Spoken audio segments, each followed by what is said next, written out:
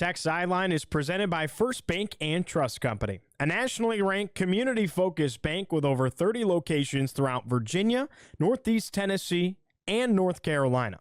Who you choose to bank with can make all the difference. Visit firstbank.com to learn more. What's up, Hokie Nation, and welcome into episode 406 of the Tech Sideline podcast. Virginia Tech men's and women's basketball, they're winning. Hokies winning Charlottesville on the men's side this weekend, and the women are 6-5 in ACC play. All that and much more coming up on episode 406 of the Tech Sideline podcast, which starts right now.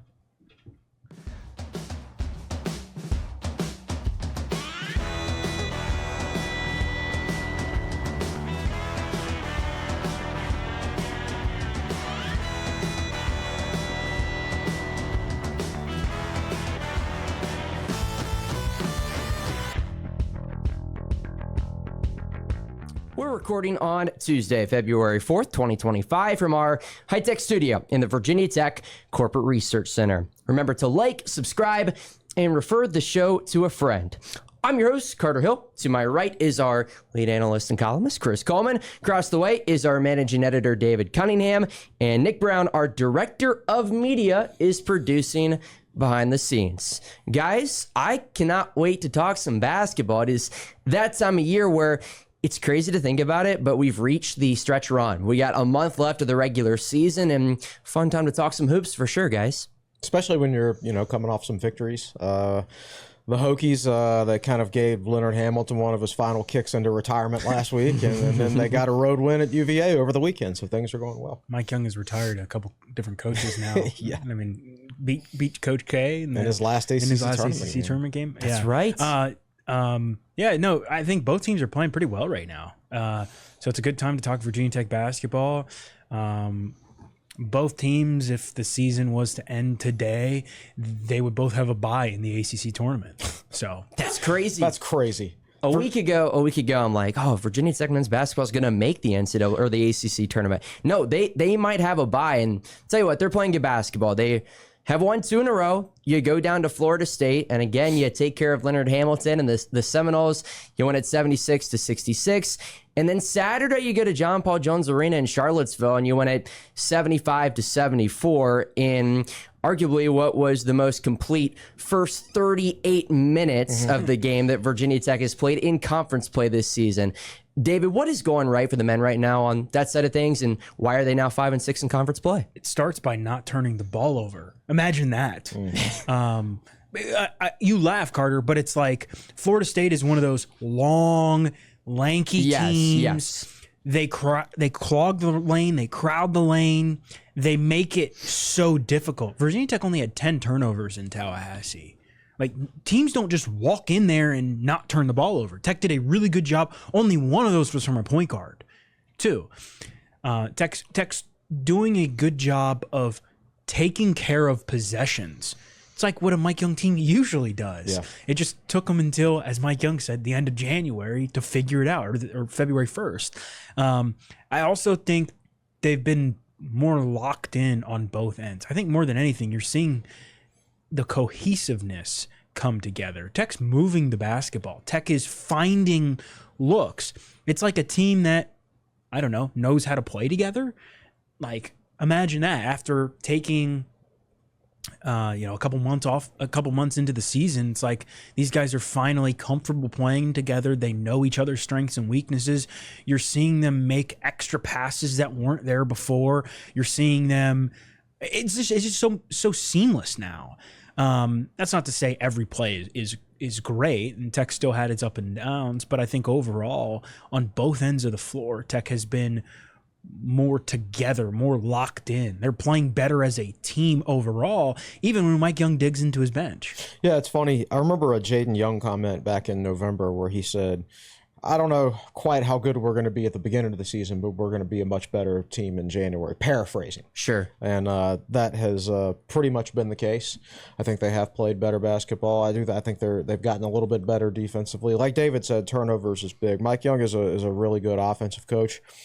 if you take care of the ball, he'll manufacture some points. Yeah. Right. He'll find a way to get his team to score enough points to win if they just take care of the ball.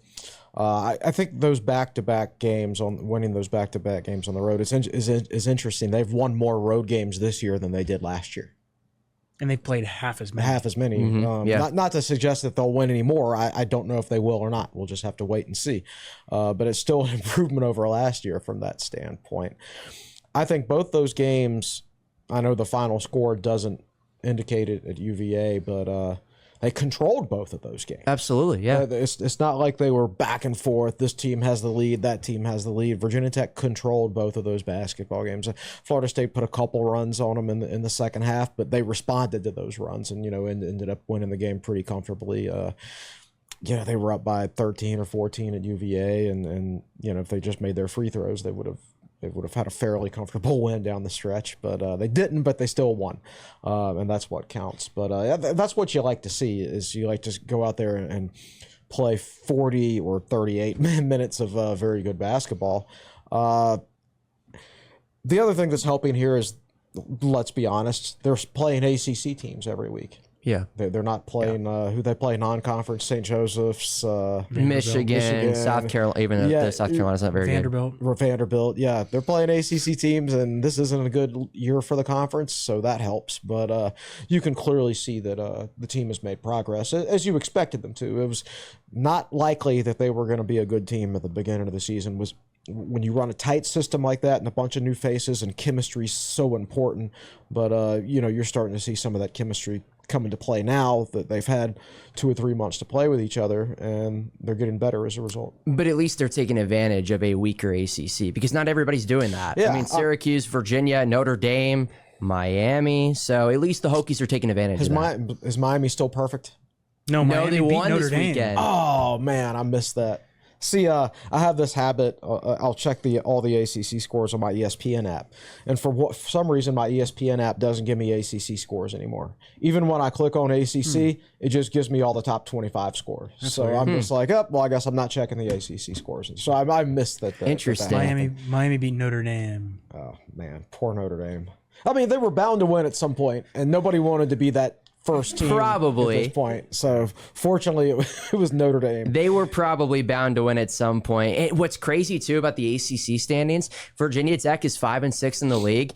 North Carolina is 6-5. There is a 1-game difference in the ACC between Carolina and the Hokies. Is Tech still 9th? Yeah, so Tech is in the top half. Tech is tied for 8th technically with Pitt. That's right. After Pitt lost last night, UVA beat them up there last night. So you're 10 by and 15. 10 and 12 overall, and you're in the top half of the ACC. I think Mike Young's done a good coaching job this year, but I also think the conference record is reflective on how poor the league is. I think athletic directors in this league have done a really poor job managing their basketball programs over the last couple of years. And you go back to that year Tech made the Sweet 16 and how good the league was that year. 2019. UVA won the national title. Duke was awesome. Tech was really, really good. I mean, the league was 3 of the 1 seeds. Yeah, 3 of the 1 seeds that year. I mean, you could have like 6 teams in the conference that year with legitimate chance at the national title if things had fallen right in the brackets and things like that. But now it's Duke and everybody else. Well, the league didn't do itself any favors when your big brands like Carolina, Duke, Louisville, and Syracuse all hire within the family, and 3 of those 4 coaches haven't exactly worked out. That's a habit for UNC through the years. Right, UNC guys, and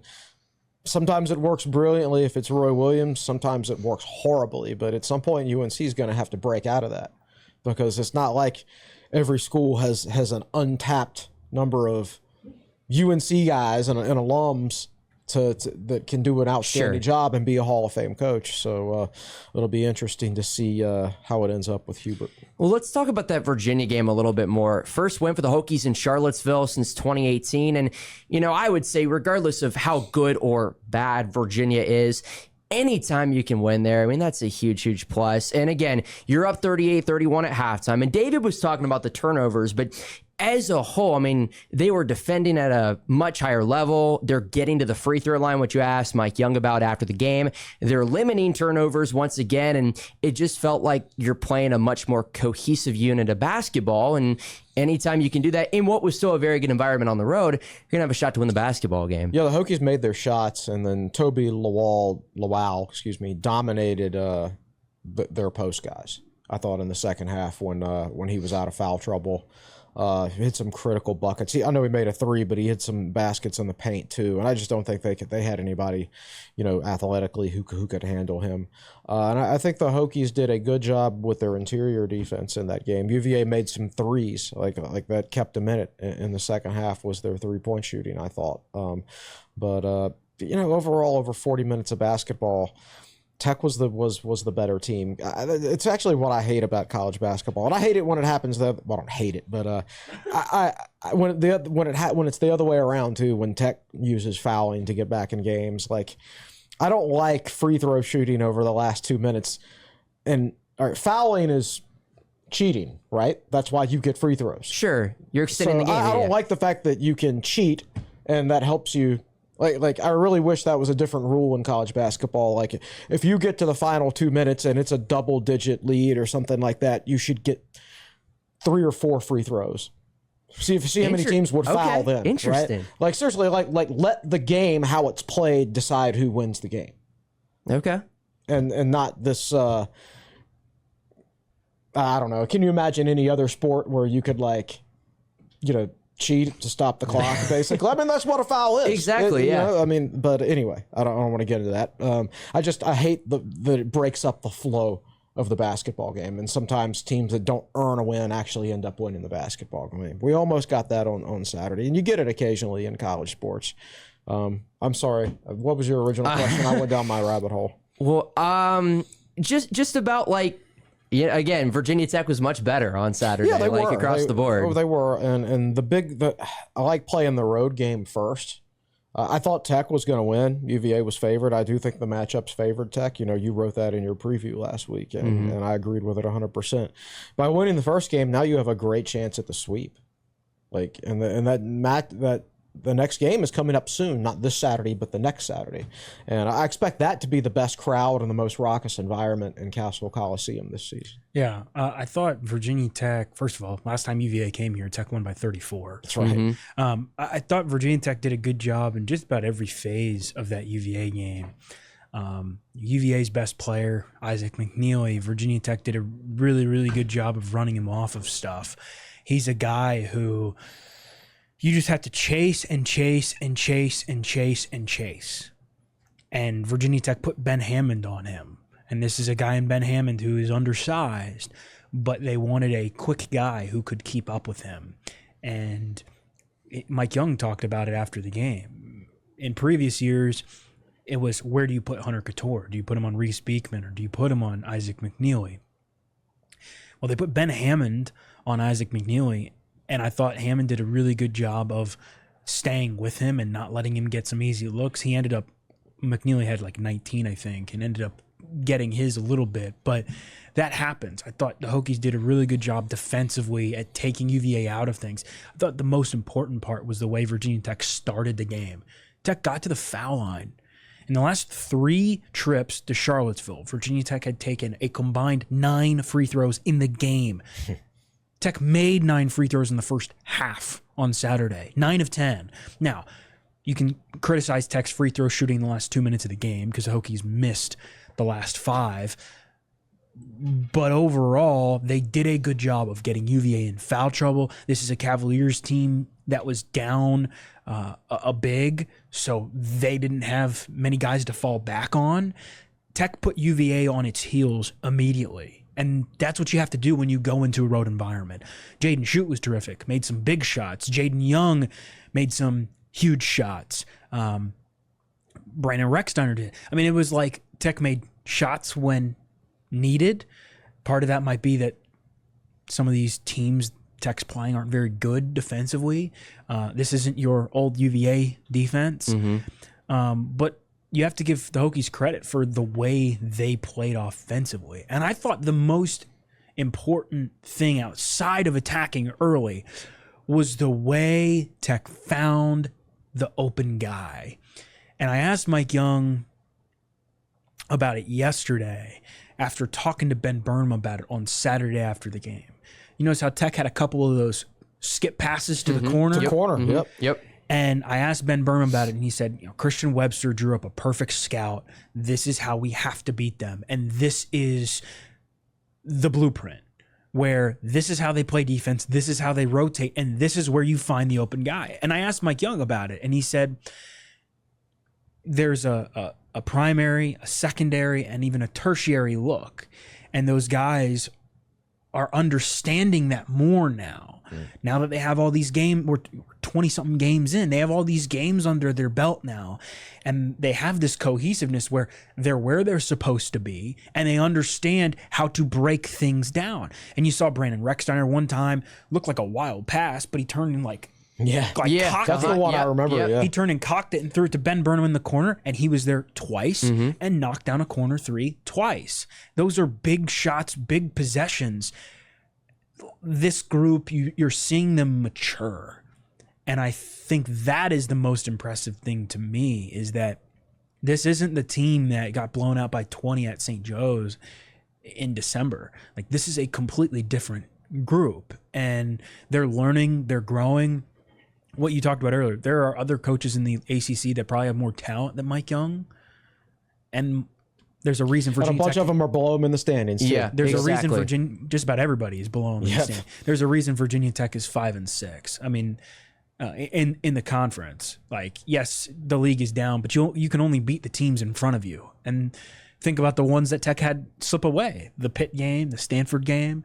Like, we could be talking about a 6 or 7 win Tech team in a really, really down year, which kind of shows that Mike Young continues to squeeze the most out of every single bit and ounce of this team, and you saw it show up this week. Yeah.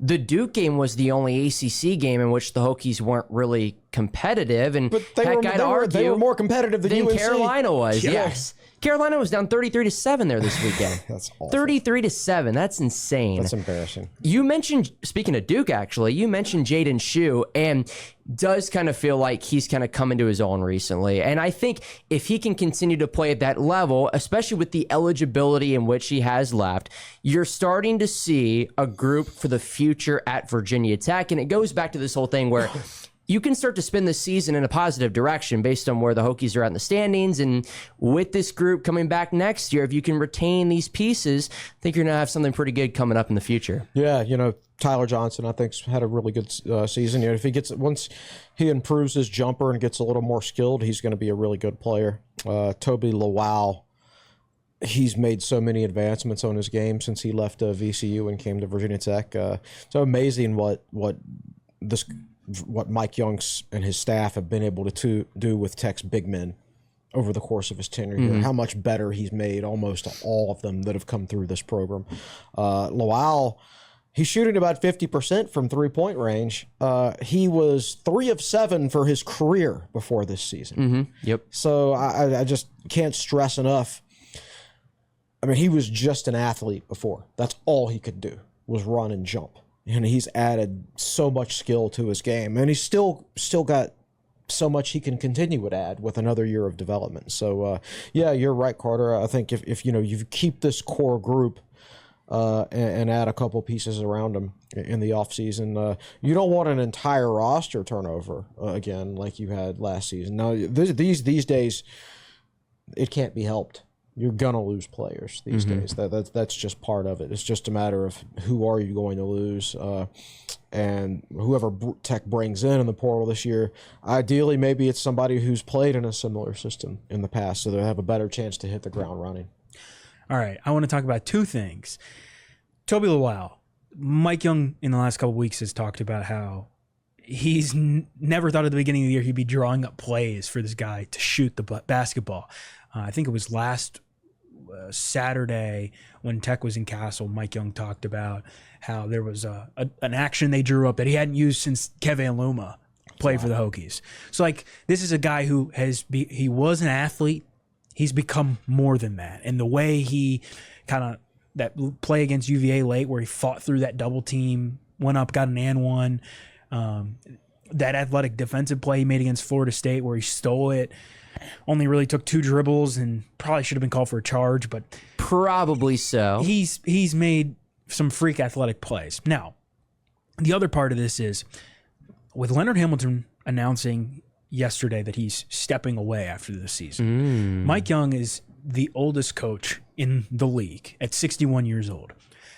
There's one coach that has been here more than 10 plus years in the ACC. That's Brad Brownell, as you would call him, a perennial hot seat guy. He's probably on his 7th life right now. He's been here hot seat. 15 years. But, overall, the results have been pretty decent. Yeah. Especially they've recently. been recently, good yeah. late. They went, And he's a good enough coach that now that, let's face it, the coaching level, the coaching talent in the ACC is down. He is one of the best coaches in the league now. so there are 3 guys who are still here from when Mike Young joined the league in 2019-20.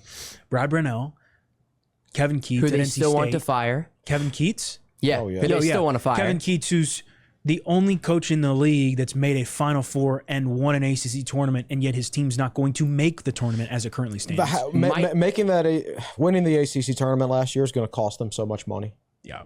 Yeah. They might not even make the ACC tournament this year. That's what I was just saying. Yeah. Oh, okay. Yeah. And then Jeff Capel at Pitt, who has only been to the tournament once with the Panthers. Now, I tweeted some stuff out yesterday, some nuggets for those who are interested in that kind of stuff. And then I got a call from a source around Virginia Tech. And they told me, look, there's been all this stuff about, and I haven't brought this up to you because I want to get your raw reaction on the podcast. There's been cut the camera to Chris. It's good. Well, so everybody knows that Virginia Tech was not in a good place last year as far as basketball NIL. Yeah. That's not. I've been told that is not going to be the case this year. That Virginia Tech men's basketball is going to be in a really good spot as far as NIL is, as far as this upcoming season. Essentially, to the point where Tech could retain any player within reason, of course. Like if Toby Lawal gets offered like a couple $1 million, like Sure. Yeah. There's still a limit. There's still a limit. Yeah. But like that's hasn't happened, right? Virginia Tech should be able to retain anybody on its roster. Yeah, we have an insider on our message board who shared a post last week or the week before, and he said there are people that are very unhappy with what happened to the basketball program last year in the offseason. And by that, I assume he means some big donors. And Tech's big donors are quiet, particularly basketball, but if you sit in certain spots in Castle Coliseum, and you sit with the right person who knows things, they'll say, okay, that guy right here, he's one of the top 10 basketball donors and things like that. So, I know those guys are watching and they understand what they're seeing and they know what happened last year around this time. There's going to be about $3 million to share in revenue sharing for men's basketball next year is my understanding. And then, yes, the NIL stuff, I'm not going to say fixed per se, depending on your definition of fixed, but it's going to be much improved relative to last season, which is very, very good news. So I think some of the arguments, and I think Mike Young made this argument himself, is that $300,000 in basketball goes a heck of a lot further than $300,000 in football. Sure. Right. It just does, especially with the drop off in the ACC right now. I mean, there's an opportunity there. My God, the team that Virginia Tech put on the court last year would finish 24-8 or something like that if they played this year at Virginia Tech because the ACC is so bad, but they couldn't keep that team together, and that's a real shame. But yeah, I've been hearing the same things. So hopefully that does come to fruition. So imagine Virginia Tech has Tech's getting about $3 million from revenue sharing. I've heard the same thing as far as men's basketball goes. And then imagine Tech is somewhere in the ballpark of $5 million total, $5 to $6 million. That is enough to keep anybody on your roster you want. That's the conversation we were just talking about. The Toby Lawal, the Tyler Johnson. Can you keep those guys around? That should retaining them. I was told if those guys leave, it is not a money problem. Right. Like it would be a situational problem where those guys. which if you're a Virginia Tech fan, that has to excite you. The other thing, obviously, at the beginning of the year, I think a lot of us were questioning, how long is Mike Young going to do this? Mm-hmm.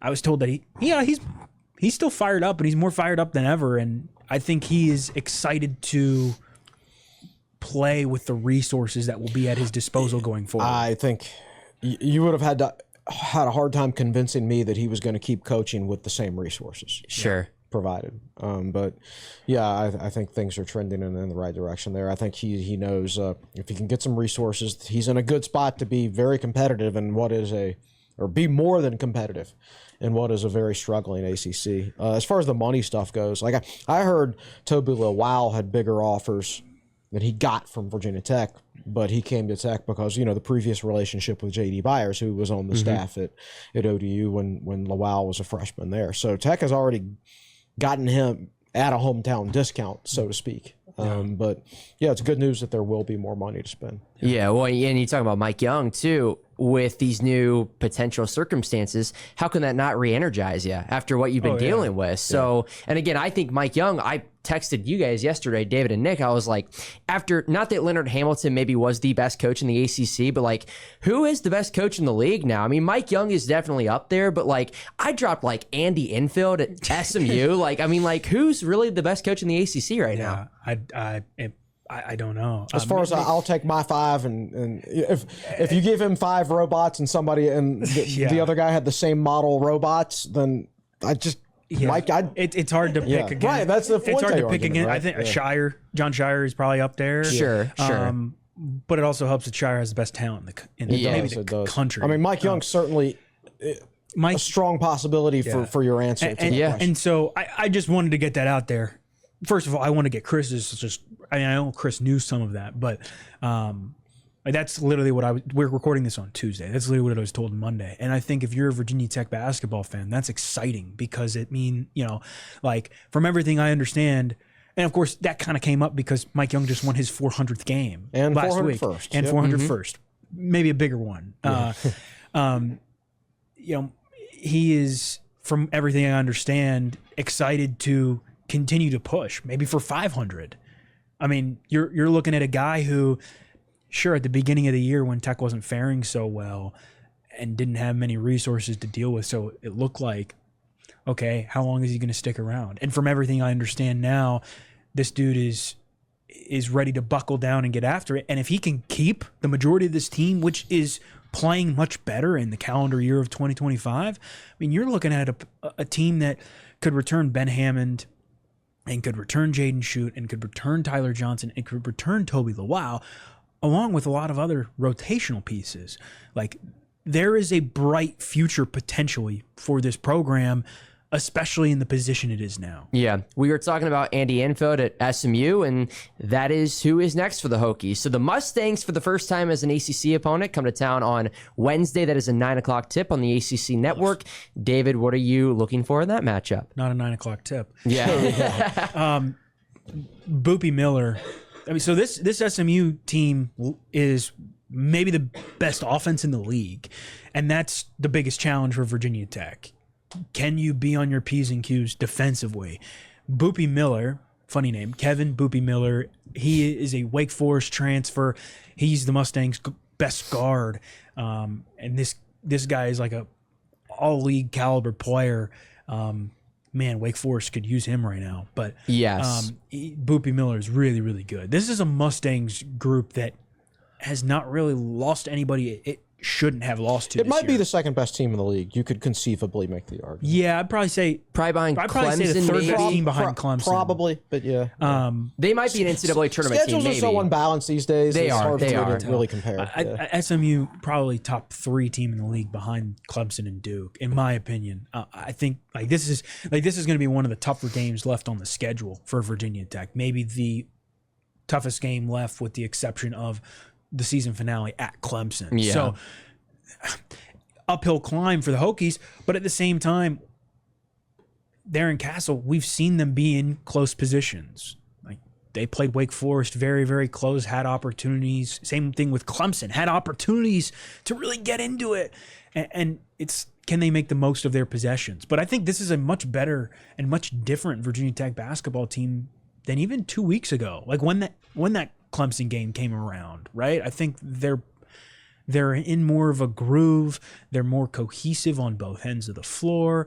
If they can keep their turnovers down, if they can hit some shots, if they can stay out of foul trouble, they will have chances, especially like what you talked about.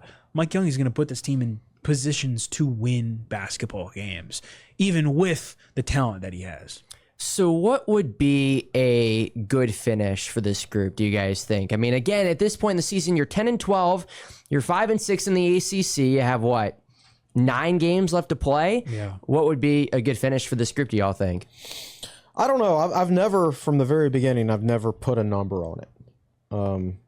It's all about the eye test and what kind of feeling you have when the season ends. And I'm feeling positive in their direction right now. Obviously, the big caveat that the ACC is not good, but we are still seeing improvements from this team. And you're seeing some of the things we thought we would see the longer the group played together. So I'm optimistic that about the core of the team. And, like David talked about, there's going to be greater resources to bring to bear in the off season. And so I'm right now, I'm a lot more bullish on the program than I was a couple months ago because, we were hearing some things about Mike Young.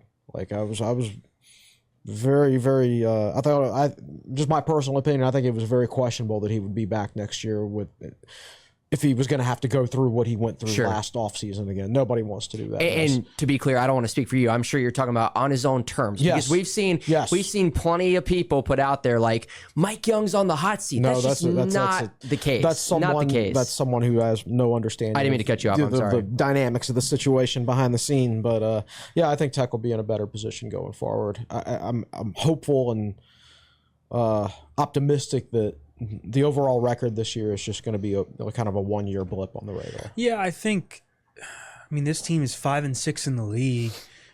I mean, winning like 8 conference games, so you're looking at 3 of your final 9. I think that would, finishing 8-12. I mean, you're in a bad ACC, granted, but that's, not bad at all. We had fans on our board before conference play started saying we weren't going to win a single ACC game. And I'm like, have you seen how bad the ACC is? Come on. We're going to win some. I think this group would probably win 3 to 4 more. That'd be my guess.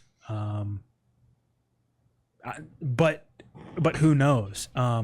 If they could somehow like get a first round bye, like play on Wednesday in Charlotte in the ACC tournament. Somebody mentioned to me the other day, like, do you think Tech could make the NIT? And I'm like, dude, the NIT is a long shot. But at the same time, with the way the NIT process goes, where the top 2 teams that don't get into the NCAA tournament, like top 2 ACC teams below the next team that makes the NCAA tournament get in, you could be looking at it. You could be looking at a team that ends up making the NIT. I don't know. You might have to finish top 5 because how many ACC teams are going to make it? Right, that's true. Yeah, that's true. But I honestly, I think the better Tech finishes out this season, the more enticing it is, assuming Tech can keep guys, the more enticing it is for transfer portal players to come join this program, right? Like if you're a portal player looking out there, you probably figure Mike Young is a pretty inquisitive mind, and I imagine if you're a portal player looking at Virginia Tech, you maybe if you watch that video of all of his players, congratulating him on 400 wins, you can tell how much he has meant to so many people, and what kind of person he is. But if you see the Hokies, finish the year, like say they go 500, just in terms of 2025, the calendar, like if they finish out this year right around 9-11 or 10-10 in the league, that's, with this roster, like if I'm a portal player, I'm looking at that going, okay, like this is they're building something. So I think the higher note the Hokies finish on might help in terms of attractiveness for potential transfers. I almost would argue, and I guess we'll cross that bridge when we get there, but if I had to choose between being the 9 seed and the 10 seed in the ACC tournament, I think I would choose the 10. I really would. No. Hear me out. No. As many games as you can play with this roster, I think is a good thing. You don't want to play Duke, obviously, in the quarters. But if you get to the quarters, that's great. Okay, I get your point. Well, So I had this conversation with somebody last night. Would you rather play? You're the 10. Would you rather play Stanford middle of the day when a game nobody cares about, or would you rather play Duke on national television? We would care, David. We would care. My point still stands. I don't want any part of Reno again. But yeah, I just use it as a placeholder. Yeah. I don't know. Eyeballs on. The bottom line is that's a ways away. They're playing pretty good basketball, and it should not be overlooked that it wasn't until the 2022 the tournament championship team went down to Tallahassee and won that Virginia Tech had really won in a long time down there. Yeah. And Virginia Tech had not won in JPJ since 2018. That was Kerry Blackshear. What they're doing, yes, in a down league, is impressive, and they're winning on the road, which is still very, very hard to do. So take that for what you will. Well, flipping to the women's side, because you were talking about playing a good brand of basketball, and Virginia Tech is doing that on that side of things too. You lose 2 in a row, 2 games you probably weren't expected to win at NC State and Notre Dame at home, but you come back and you beat SMU 79-71, and maybe a game that I don't know if it really felt like it was that close throughout, but feels like the Hokies now 15-7, 6-5 in the league. Again, they're playing good basketball, and they put themselves in a pretty good position. Yeah, I think that Notre Dame game, first of all, Tech did not come out well against NC State on the road. No. I thought Tech responded really well against Notre Dame, who I think has a legit shot to win the national championship. This is a team you could say has the best roster in college basketball. And Virginia Tech led for 13 of the 20 minutes in the first half, and it was a 4-point game or a 6-point game at halftime. That is impressive against that Notre Dame team. I thought Virginia Tech did a really good job, even though the game got away from the Hokies a little bit in the second half. And then they respond well from that loss on Sunday against SMU. And that's a SMU team that's towards the bottom of the league, currently out of the ACC tournament picture, but has a really good guard in Nia Robertson, who leads the nation in field goal attempts. She has a green light from anywhere. She attempted 25 shots. And that's as a defender, it's just hard to keep somebody like that in check when they're just shooting from anywhere all the time. Yeah, if somebody takes 25 shots, they're going to score some points. Yes. Right? The efficiency might not be there. But. Yeah, but I thought the Hokies did a really good job on her, and also Peterson, the big, who entered the game averaging about 10 and 12 per game. That duo was a combined 13 of 40 from the floor. That's how you win basketball games. And I know it was closer than a lot of people maybe would have liked at the end. Hokies had to ice it with free throws, but I really liked Tech's balance. First quarter, Matilda Eck comes out, knocks down 3 consecutive threes on back-to-back possessions. She seems to be getting in a groove right now. Rose Mishaw kind of took over in that second quarter, had some good production. Karis Baker comes out in the third quarter, and she took over. And then Carly Wenzel knocked down a number of big free throws down the stretch. It's like a different player stepping up every quarter. If you're Virginia Tech, you have to like that balance. And I think the Hokies are improving defensively. I didn't like how they came out against NC State. They looked disjointed at times defensively. Better against Notre Dame, much better against SMU. You win games by winning individual matchups a lot of times.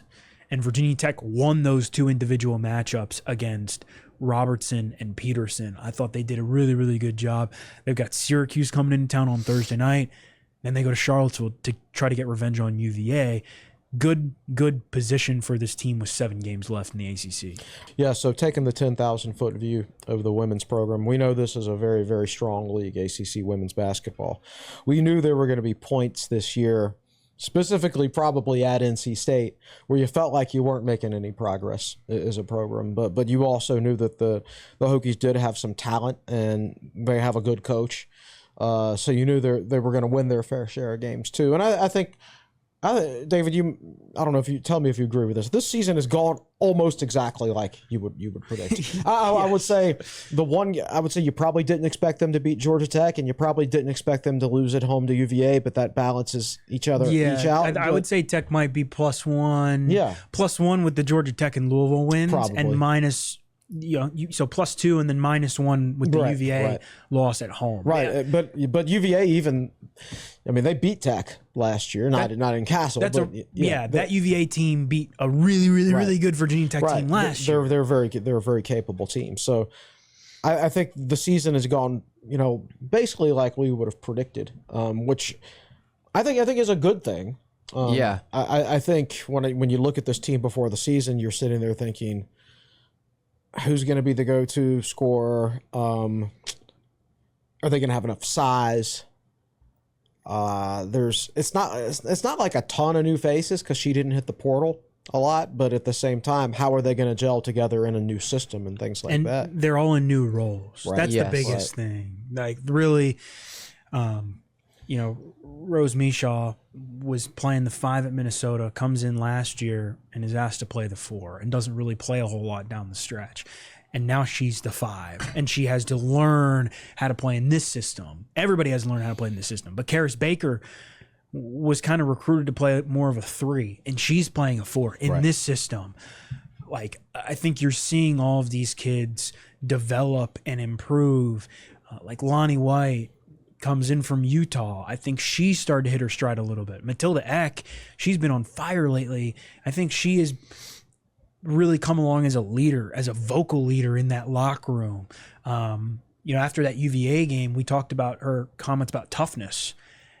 Like, she has kind of become that vocal leader that Virginia Tech didn't really have before. And she and Rose are the 2 seniors on that team, but that's a new role for her, stepping into that, because she had Elizabeth Kitley and Georgia Amore and Kayla King to lean on last year. She didn't need to be that. One of the players who's impressed me the most is Karis Baker. Mm-hmm. I think her ceiling continues to be raised, and she's basically turned into a near double-double machine. I mean, she's rebounding the ball ridiculously well. 9 boards the other day against SMU. She's shooting the ball at a high clip. She's making smart plays on both ends. You're seeing the individual development of all of these players, and cohesively, they're playing pretty well. They could cut down on some turnovers, and I think part of that is just they got caught up in forcing it a little too much, like trying to push in transition and, a long pass, like Mackenzie Nelson and Carly Wenzel each had some of those the other day, where Mackenzie Nelson threw the ball across the court, goes out of bounds. Carly Wenzel, tried to throw 2 long passes, picked off, right? If they cut down on some of those turnovers, they will be a really, really hard team to beat, especially because they're playing good defense. So, Chris, you were talking about you kind of feel like the year is going as planned. I guess the question that I want to ask in response to that, and I asked it a couple weeks ago, but it is very generic, but it is the big question. Like, are they an NCAA tournament team? Because right now, if you go off of the ESPN bracketology, Charlie Cream has them as his second to last team in. That's now. Yeah. We got an update. Top last two as of this morning. Yeah. Okay. So they're the 4th team in then. Essentially. Okay. Are they an NCAA tournament team, do you guys think? I think, to me, they're last 4 in, last 4 out, somewhere around in there. I think to feel safe about it, I don't know the number of wins they'll have to have, but you probably want another quad 1 win or 2 to feel safe about it. Carolina. Yeah. That's the only one. No, that's the only quadrant 1 game left. Now, The other thing is, after the Syracuse game, every single game left is a quadrant 2 or quadrant 1 game. And was it Syracuse that was hanging around like quad 2 that could move up to quad 1, or was that someone else? That was somebody else. Syracuse is Q4. Okay, duh. Yeah, I knew that. There was somebody else who was like 34th or 35th. Cal. Right. Cal is hanging around. So That's Cal a could home potentially become a quad 1. Yes, and you don't know correct. what teams the Hokies are going to get in the ACC tournament. And those are on a neutral floor. Right. Mm-hmm. So I think there's a lot of questions. There's only a month left in the season, but there are a lot of questions that still have to be answered. I think they're right in the mix, which is kind of what we thought they would be. We thought that they would either be like an upper level NIT team or a lower level NCAA team. Yeah, they're right around, I think, where I expected them to be.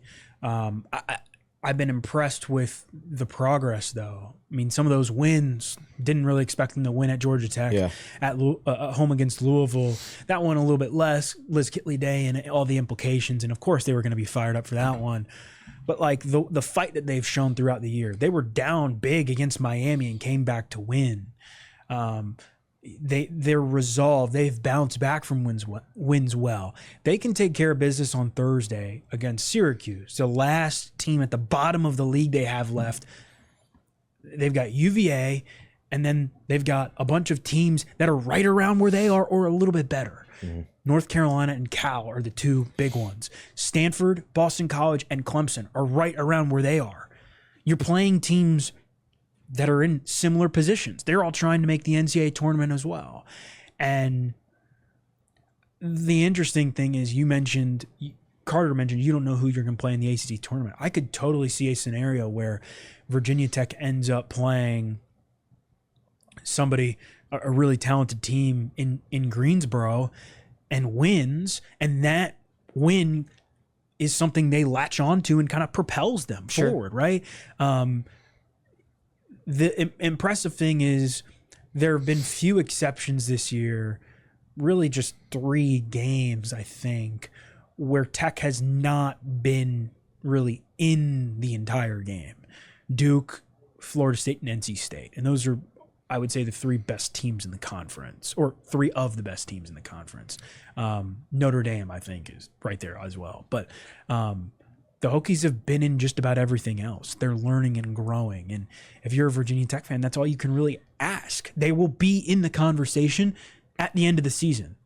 Right side or wrong side, we don't know. But just being in the conversation is all we ask. When you lose the 2 best players, arguably, in school history and the head coach, if you're still in the conversation a year later for the NCAA tournament, then I think that first season under the new coach has gone as well as you could reasonably expect it to. I agree. And you haven't had Samaya Suffren since the first week of December. That's a good point, yeah. So, and again, like, she could be helping them out in a lot of different areas. I do want to real fast play the schedule game because you had kind of touched on it a little bit, but you're 6-5 in the ACC. Again, you only play 18 league games on the women's side. Syracuse, that's probably a win. You're 7-5. You talked about the Carolina game. The Carolina game is big. The one to me that it's like you got to find a way to win is the game in Charlottesville on Sunday. I think that's the biggest game left for them. I agree. The UVA game. Yeah, kind of. If you can reverse that first game, I think that could be big. Especially because, I mean, that's an opportunity for the Cavaliers to win 3 straight in the series. And I think Virginia Tech, as I talked about, like Matilda X said it, they were not happy with the way they played in that game. That was Virginia Tech is better than it showed.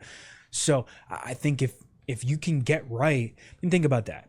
Virginia Tech beats Syracuse on Thursday, beats UVA in Charlottesville on Sunday. You're looking at a team that's 8-5. Yeah, you're 8-5 in the league with 5 games remaining. If you can finish with 10 wins in the conference, potentially 9 or 10, like you are in a really good spot heading to Greensboro. Yeah, I think I see an NCAA tournament bid. I really do. I again, a lot can happen, but under those circumstances, if you're 8-5. With the schedule they have left, granted there's no gimmies, I think you win 2 of them. I really think if you go 10-8 in the league, how could you pass up in this ACC? How could you pass up a team that's 10-8 in the ACC? Yeah, and yeah, this is not the men's side where only 3 or 4 or 5 teams are going to get in. The women are going to get a bunch of teams in the tournament. And the other thing is, even some of those better teams, I guess the better team coming to Castle is Cal. Like the Hokies have played with some really good teams this year. Like, when I look at these final 7 games, there are none of these games where I'm like, yep, Tech has no chance of winning. Like, when the Hokies walked into Raleigh last week, it's like, well, they can kind of hang around and keep it close. That'd be really good, and they didn't. Notre Dame, it's like, okay, well, they can keep it close for a while, that'd be good. They did for half the game. All these games left, they could win any of them. Wouldn't shock me. And it kind of comes down to individual game-by-game preparation at this point. Like, again, like I said, winning matchups. The UVA big who went off on the Hokies the first time. Latimore. Yeah, you can't let her go off again, right? And the Hokies, I think, will be better prepared the second time around. None of these games are or it's like, oh my God, Tech has no chance of winning. So if you're a Hokies fan, it's like, all right, this is the final stretch we go. These final 7 games are deciding whether or not you're getting in the tournament. Yeah, no doubt about it. As always, Tech Sideline is presented by First Bank and Trust Company. The Tech Sideline podcast is also brought to you by the Robertson and Cox Real Estate Team. Looking to buy, sell, or invest in real estate? If so, we've got your back. Centrally located in Radford, Virginia, the RNC team is proudly and professionally serving the New River Valley, Roanoke, and Southwest Virginia. With over 35 combined years of experience, we have all the knowledge needed to help you reach your real estate goals and have the best possible experience. Contact us today for all of your real estate needs. Visit rnc.com to learn more. Guys, what is coming up on techsideline.com? Plenty of basketball the rest of the week and maybe some football stuff, I guess. We'll see. Andy and David have us covered for content most of the rest of the week. I'll be doing my Q&A, but the rest of my week is going to be spent doing some boring administrative stuff behind the scenes that nobody will ever see the light of day. So that'll be my week. David? Okay. Yeah, basketball stuff. I'll have something previewing SMU and Notre Dame. The men go to Indiana later this week. And then I'll have tomorrow's Wednesday. I'll have a women's preview looking at SMU and then UVA again. I tell you what, as somebody who went to Virginia Tech, Saturday, Tech winning in UVA, that was really neat. Like, the Hokies just don't win in JPJ. Yeah. I remember the first time they did it. Deron Washington made a layup at the end of the game. I think that was UVA's first conference loss in the JPJ. Really? I think they Really? And then their second That was overall was in overtime, I think. believe with it like was. 4 Yeah. seconds left. Funny enough, I to be fair, I thought Andrew Rohde's layup at the buzzer, I thought that was going in. Oh, me too. Like, me too. I was like, he got a good look at it. But I was like, that kind of reminded me of Deron. I thought about it because I wasn't at the UVA football game last year in 2023 when the Hokies won in Charlottesville. And Virginia Tech men's basketball has not won there since 2018. Like, this is the last time I saw a Virginia Tech team win in Charlottesville was the women 2 years ago. So I've seen the women go to a Final Four than I had a Virginia Tech team win in Charlottesville. Yeah, in that's person. crazy. That's crazy. So it's pretty cool. I was like, damn, this is pretty neat. And the funny thing is, you cover so many of these games, and it's like if Virginia Tech ever won in Cameron Indoor, the men, it would be thrilling. It happened once. I remember what it was like. Well, but it'd be thrilling from a media perspective because you go to so many of these places over and over and over again, and after the game, it's kind of the same old. It's like, oh man, the number of times I can count on my hand that Mike Young, has been disappointed in his group or talking after a loss in John Paul Jones Arena or Cameron Indoor Stadium. It's like, that's just what happens. You go to those places and lose. So anytime you can go to like JPJ and win, like, don't take that for granted because Cavaliers are going to be much better next year under a different head coach. And they should be able to hire. We didn't even talk about that. That UVA job's pretty good. And so we'll see what happens. Nick, what about you? What is coming up on the video side of things this week on techsideline.com? Well, if I can pull up my face real quick. No, I won't. You We've got to got show off Karis the Baker. Rangers hat, though. Oh, man. All right, you said it. So we're going to have Karis Baker at Friday. Yes, Friday at 10. That'll be hosted by Kyle Marshak. If you want to do a Q&A, Chris, we can do it Thursday instead. Okay. If you want. You decide. Okay. You decide I'll later. decide. And then next week, pending football news, we'll have a football podcast. I don't know if there will be, so don't say, something's coming up. And then basketball, we'll have another video, hopefully, about the successes from the weekend. Nice. Oh, and Yes, sir. just to fill everybody in on what Andy's doing, I believe today's Tuesday. I believe the signing day is tomorrow. Yeah, which we won't sign anybody. No, but most Andy, likely. Andy is, I believe, sitting down with Brent Pry in his office tomorrow. Nice. Him and Damian Sordelette and maybe David Teal are sitting down in Pry's office, and they're going to go over some roster stuff and some of the offseason stuff. So Andy will have some football stuff on that end. Should be really good. Nice. And then softball starts this week. Baseball starts next I didn't weekend. even talk about that. Oh, wow. Do you have anything to Well, yeah, we've got softball media days today. You guys have Pete Demore on the podcast. Yes, we did yesterday. Pete Demore, that's up on YouTube. And if you're into listening, Apple Podcasts, Spotify, all that jazz. Yeah, softball media day today. Sam Mostow and Chip Grubb will have us covered. Softball opens the season this week, which is crazy. Baseball night in Blacksburg is on Saturday. With a recent Hall of Fame inductee. Yeah, Billy Wagner. Billy Billy Wagner. Yeah. Had a great 2010 season with the Braves. I Yeah. remember it. So we'll have baseball coverage as well, and the baseball season starts next week. So Weather Things are- pending. The thing- weather does not look good next things weekend. are picking up. Yeah. Yeah, Buck you down. never know what you're getting these days. It's 60 degrees outside in Blacksburg right now, which is shocking. And then tomorrow it's going to be 39. And then Thursday it's going to be 61. Oh, nice. Yeah. Perfect. You never know what you're going to get these days. We'll probably have a blizzard in 2 weeks. Good podcast. Yeah, good podcast. Thank you, David. Great stuff as always. All right, that'll wrap it up. Episode 406 of the Tech Sideline podcast. For Chris Coleman, David Cunningham, Nick Brown, I'm Carter Hill. Thanks for tuning in. We'll talk to you very soon.